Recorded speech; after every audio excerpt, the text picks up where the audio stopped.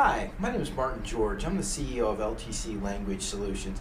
If any of you have watched some of my other videos, you might know that we do a lot with cross-cultural training. Today I'm going to talk not just general things about dealing with people from other cultures and being appropriate and prepared to work with them or travel, but today we're going to talk about an upcoming holiday that around 2 billion people celebrate. Do you know what that is? It's Chinese New Year. This year will be the year of the dog. So next week on February 15th, the day after the North American United States Valentine's Day, we'll be having a lot of celebrations around the world to celebrate Chinese New Year. Chinese New Year had been celebrated for centuries by people in China, overseas Chinese living everywhere in the world. And really, to prepare for Chinese, we want to tell you about some of the customs.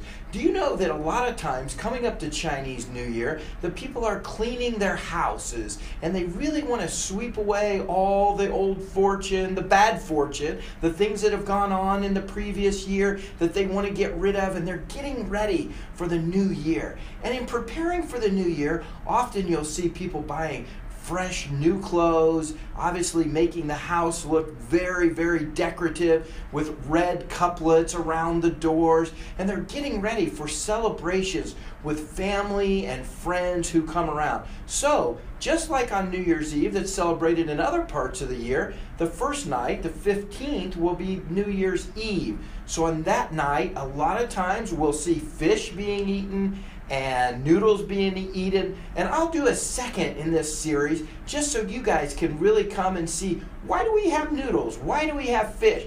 So it's kind of fun to learn about other cultures, what people do, but it's also very important as we work with and as we travel and as we do business with people from other cultures.